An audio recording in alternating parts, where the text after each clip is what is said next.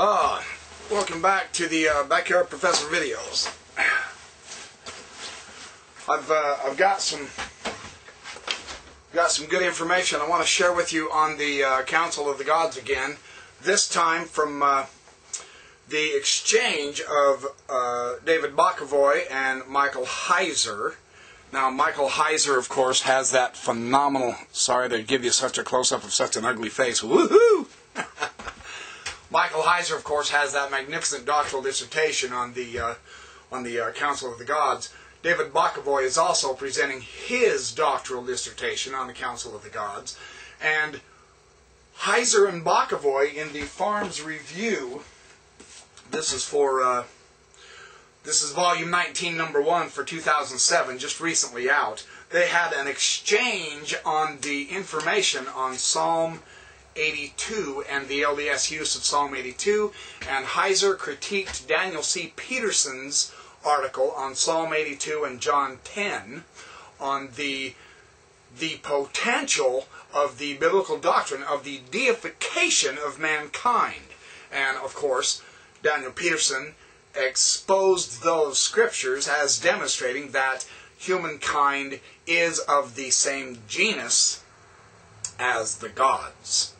We are gods in embryo, so to speak, to use a cliche that some of the LDS people have used. In this review, I want to share part of Bokovoy's response to Michael Heiser.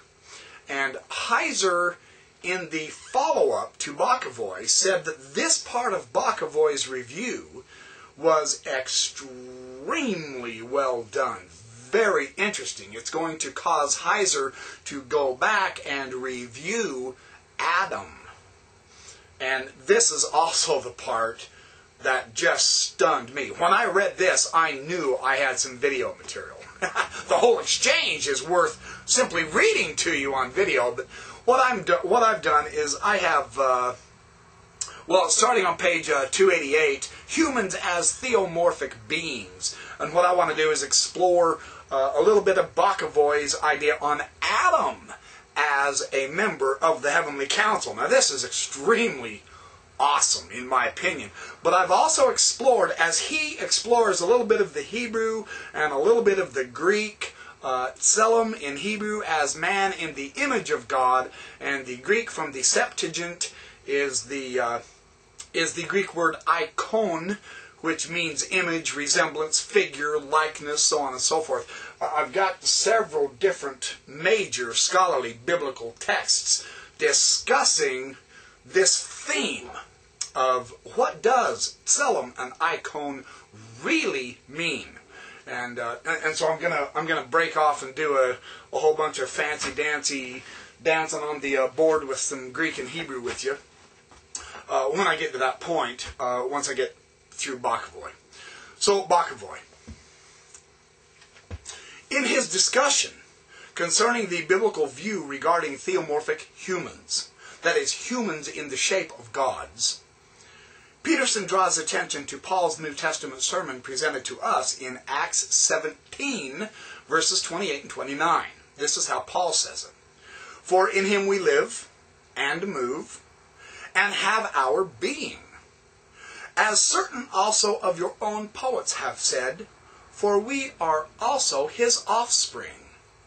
For as much then as we are the offspring of God, we ought not to think of the Godhead as like unto gold, or silver, or stone, graven by art and man's device. He's comparing the living God, of whom we are the offspring, to the idols that his people, that he was preaching to, was worshiping. And he said there is nothing alike. We are the offspring of God, not those idols. We didn't come from that dumb piece of stone. We came from the living God. Peterson in part argues for a biblical connection between God and humanity based on the fact that the word rendered offspring by the King James translators is the Greek word genos. Genos. Whoops. I'm unprepared. Hold on. Don't get excited. Genos. I'm going to capitalize this so it's easy to see. Genos. This is the Greek word. This Greek word, you can see it in there. Ouch. Oh, yeah. Oh, man, I just hit my stool. Oh, hit my workout bench. Doggone it, right on the shin. Oh. Oh, man, that hurts. Oh. Anyway, it's the Greek word genos. Oh. This is cognate, oh man, with the Latin word genus. G-E-N-U-S. That's the Greek genos. The Latin word is genus. G-E-N-U-S. This means family, race, or kind. And especially interesting, this means descendants of a common ancestor. For Latter-day Saints, human beings are literally the offspring of God and therefore intrinsically theomorphic. Now, that's fascinating, isn't it? Part of the strength of Peterson's essay lies in his recognition that, like Latter-day Saints, biblical authors themselves regularly blur the distinction between humanity and divine beings. Not only does Peterson draw attention to the prophetic interaction with the council as support for his thesis, he also places considerable emphasis upon the deified dead in the Hebrew Bible and the early Christians' teaching regarding deification.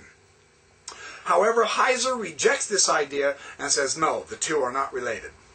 Well, for his criticisms of Peterson's view, Heiser places considerable weight on the notion that the concept of the image of God does not advance the idea that there is a genus equation of God and human, kind, or that God was once a man.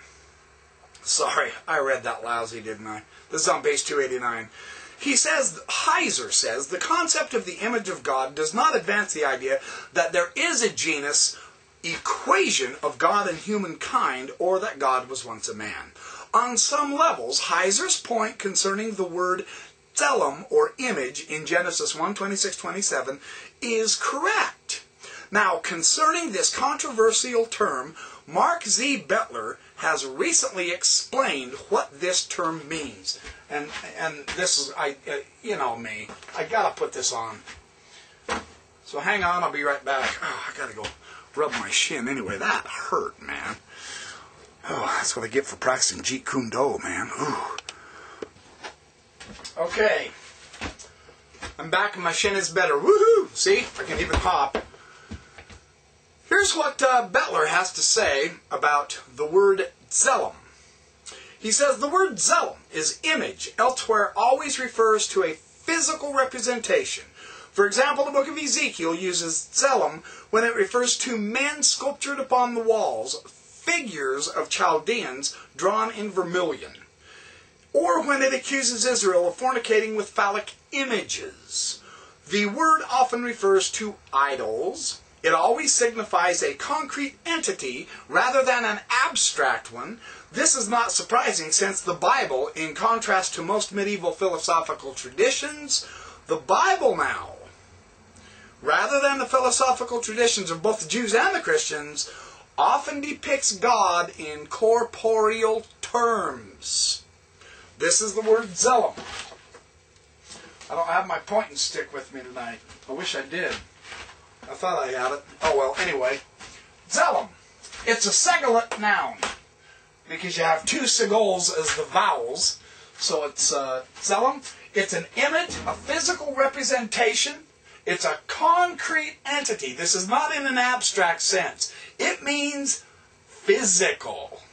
And it is God in corporeal terms. This term used in the Hebrew Bible, tselem.